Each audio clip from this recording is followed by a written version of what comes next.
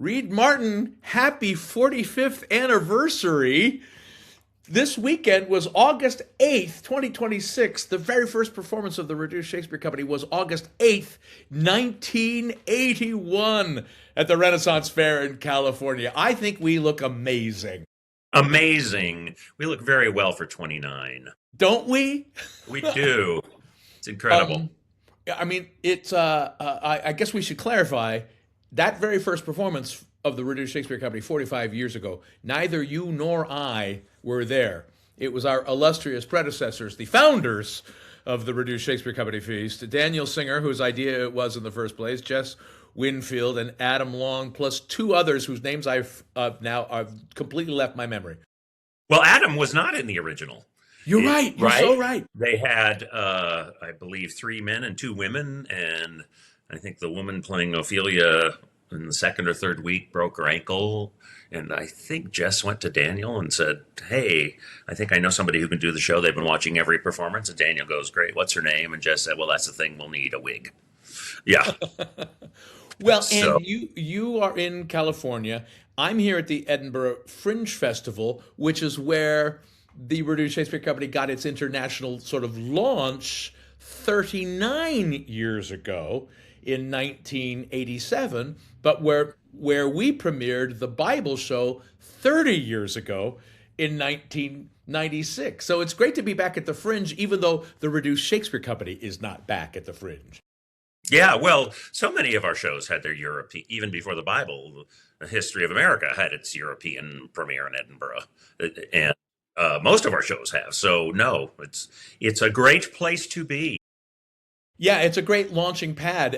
Did you do anything particularly special yesterday to celebrate the RSC's 45th anniversary, or did it sneak up on you like it did me? Hey, you're the anniversary guy. I don't even. You sent that out and I go, oh yeah, I guess I don't. I would have. I don't. How did you even know the date? I mean, I know it was 1981. Because you and I did that live the very first day of of rehearsals for the Complete World of Sports Abridged back in 2011. Yep. Yeah. So that was 15 years ago.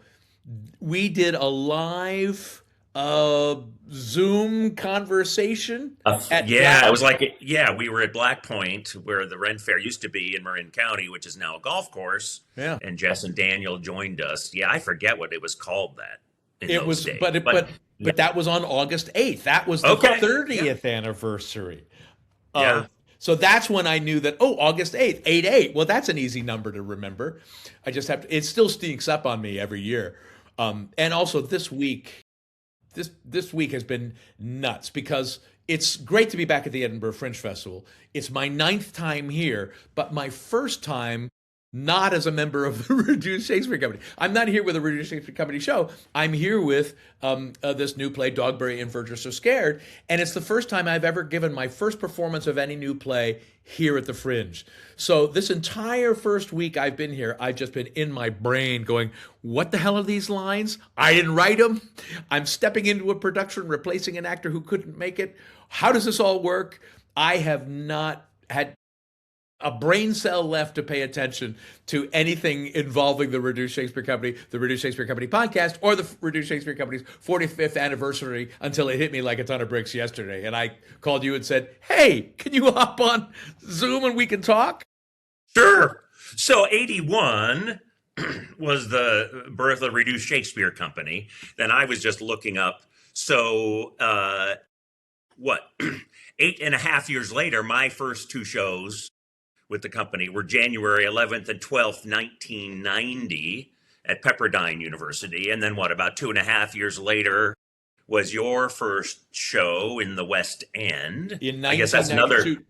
Yeah, 1992 on July 1st. 1992 was my first performance, although I arrived in London on June 20th, 1992, which was your 1-week wedding anniversary. That I remembered. Yeah. Good. Yeah. So that was an example of you doing your first performance in a pretty high profile venue, the West End. You know what? That's right. You're right. That's true. Yeah, that's right. Yeah. Yay, me. Yay, you. So I've been at it, what is it, 37 years, 36 years? You've been at it a couple of years less than that. But Yeah. yeah, time flies. When are we going to make it? That's my question. When are we going to I make it? know.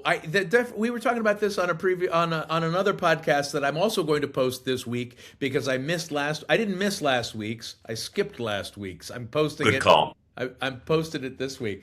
But we were talking about this with Tyler Anthony Smith, who does a solo show about Lady Macbeth called Out Darn Spot. The definitions of success keep changing, don't they? The horizon keeps receding about what defines success. I don't know. We're still doing it. The Reduced Shakespeare Company still exists 45 years later. That's a pretty good thing. Well, my baseline, and I think I had a teacher say this way back when, if you're making a living in the business, you've made it. And making a living doesn't necessarily just mean as an actor, or you're writing, you're directing, you're acting, you're producing, you're teaching. So I mean, we've definitely had success, but when I think make it, it's like, what are going to be stars? And many people would watch this and say, "Reed, you guys, the Reduced Shakespeare Company is well known. Shut up." Yeah. Yeah. Anybody who's watching this would absolutely think that. Most people who aren't watching it are going to go, who? Yeah, it's like when people say, "Are you famous?" And I go, "Well, the fact that you asked, I think, answers your question. If you're famous, if you're really famous, you don't have to ask." A friend of an old girlfriend was Aaron Spelling's secretary. So I met this woman at a party, and I said, "I'm in the theater." So I think I was in college, and she said, the art of the theater is making a living at it." Yep. Yeah. That's a different way to say the same thing. Yeah. Yeah. Yeah. It really I mean, is. nowadays, I feel like since COVID, the whole landscape has changed so much. I just feel anybody who's still doing it is still in business is making it, because it's really a hard go. Well, and not only still doing it, still generating material, still out there and performing.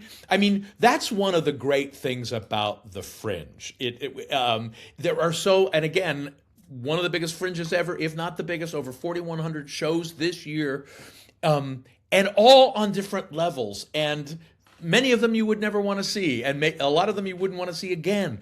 But everybody's doing it. It's Matt Croak called it the Olympics of theater, people from all over the world, and he's right. But it's also just people are doing it, and watching people do their work, even if it's not work that you care for. You have to respect it. It's really phenomenal, and it's a great energy and a vibe to be around. So you've been at it now, 34 years with the Reduced Shakespeare Company. Mm-hmm. What are 2 or 3 of the highlights for you? It's a roller coaster ride. There's many times where I go, "Oh my gosh, we're in the West End. Oh my gosh, we're in New York." And then, I don't know, Jane, my bride, our longtime general manager, at times we sit at home and go, "I think this is done. I don't know. What are we going to do?" Yeah. There's so many highlights. The people we've met along the way, that's so corny and cheesy, but it kind of is. We've met so many great artists who have become friends along the way, both here in Edinburgh, in London, across America. So many lovely venues, many of which are still part of our regular rotation, like Reston, just outside Washington, D.C. Others, like the Kennedy Center, which have been desecrated, and they're going to need a stick of sage the size of the Washington Monument that get rid of the stench in the Kennedy Center of that asshole. But getting to the first thing that occurs to me is getting to do the Complete World of Sports Abridged in London in 2012 during the Olympics. Getting to premiere the Bible here at the Fringe 30 years ago, when our son Quincy made his stage debut at age 7 weeks as the baby Jesus. When we at that bit where Mary gives birth to the baby Jesus by shooting a doll out from under her skirt using a bungee cord, and it shoots across the stage, and Joseph catches him and goes, Jesus H. Christ! Yes, we will name him Jesus. Well, on that day, we shot the plastic doll into the wings, and I went, I'll get him! And I ran off stage, and I came back in with Quincy at 7 weeks, wearing nothing but a diaper. And I thought the whole audience would go, "Aw," and the whole audience went, "Oh my God, did they shoot that baby into the wings? You can't do that." And then we started to sing our song, for he's a jolly good savior, for he's a jolly good savior, he's a jolly good savior who Peter will deny. And he started, and Quincy's going, so we had to whisper it, bring it way down. And you're doing great. And it was such a successful stage debut that he has just graduated law school and is out of show business forever.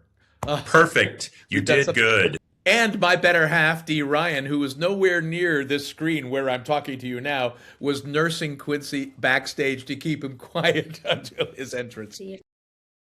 There she is. Anytime we performed in London was definitely a highlight. Yeah. Gosh, if I were to think of a few. Our first UK tour in 1990, our first West End run at Christmas of 1990, and then the Arts Theatre. It was certainly a highlight doing the Bible in the West End in 1997.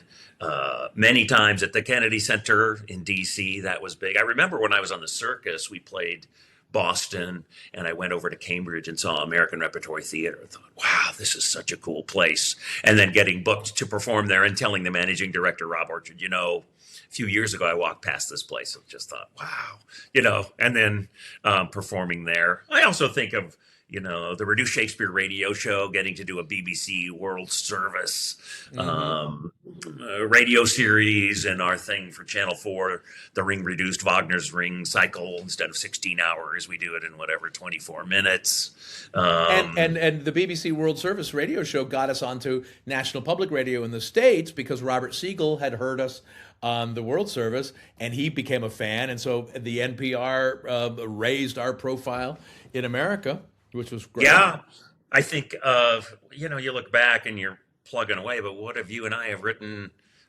10 shows for Reduced Shakespeare Company that, are now published in multiple countries, done in different languages. I'm very proud of our pop-up Shakespeare book that we did with Jenny Maisels, so when the going gets tough, it's good, to remind myself, there's been a lot of good work that we've done. Well, and we have influenced a generation of theater makers.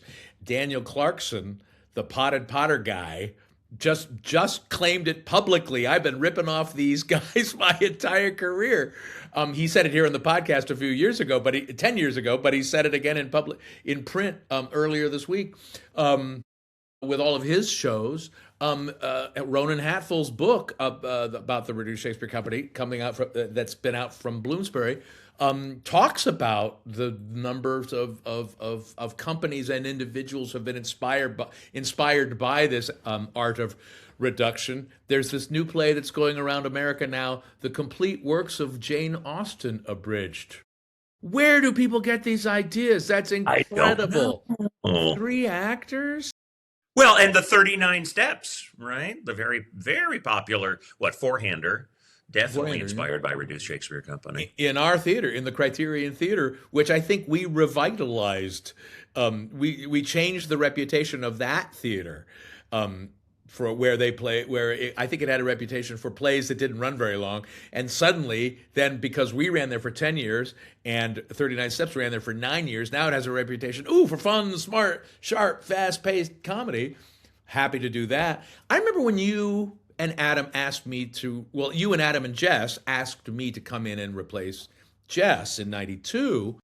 You had said, we want to write a new show, and we want it to be about the history of America. And you knew I was a history major at Cal, and I had been a playwright at the Summerstock Theater in New Hampshire.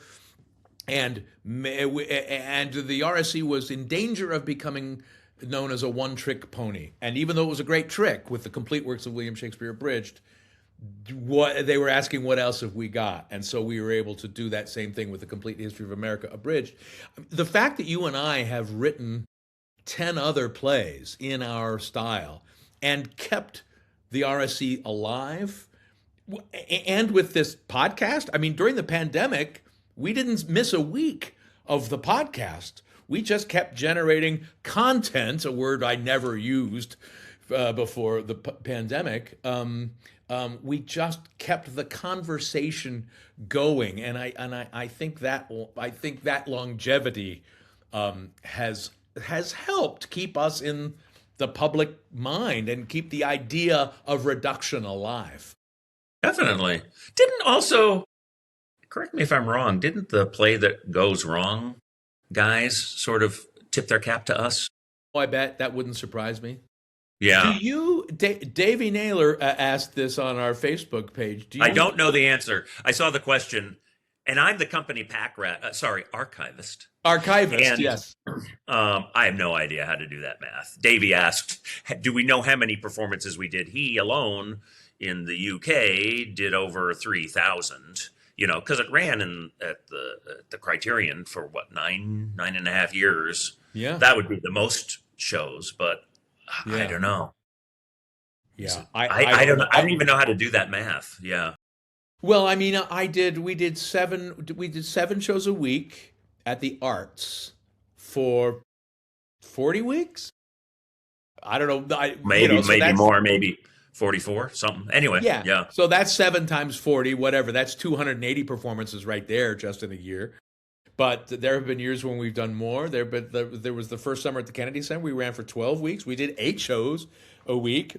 I suppose it's a lot. I think I'm guessing 10,000, but if they did that in 9.5 years, in the company, and then do you count, Jess and Adam and Daniel at the Ren Fair doing multiple shows every day in the weekends and spring, summer, and fall? I don't know how I just don't know how you count it. But I would think it's got to be around 10,000. Got to be around 10,000. And probably the RSC podcast has had probably 3 to 4 million listeners in the 20 years we've been doing the podcast. The numbers get hard to track because we've switched servers. Mm-hmm. So the counts differ depending on, and also they differ on what counts as a listen, what counts as a download, what counts. But it's close to 2 million already just on the current server, and I know we've done several servers prior to that. So It wouldn't surprise me if we've had over 4 million listens on the podcast. So I don't know. We're like old furniture. I think Ian McKellen called us that once. He said, "No, I've never seen them when they were at the Criterion, but they're just part of the furniture now." I'll take that quote from Ian McKellen. Part of the we'll take it, and then sometime when we're performing in the next 45 years, maybe Ian McKellen will come and see us. He will outlive us all, Ian McKellen. That seems for sure. He and Keith Richards need to come see the show. Yeah, they do. Thank you for joining us on this transcontinental, international podcast. I wish you were here. Me too. Yeah. You're saying everything you're doing. And go, gosh, that would be so fun. Oh, next year in not Jerusalem, in Edinburgh. From your mouth to Bard's ears. Yes. This podcast is a production of the Reduced Shakespeare Company, reducing expectations since 1981. Go to reducedshakespeare.com for performance dates, actor bios, email newsletters, and so much less.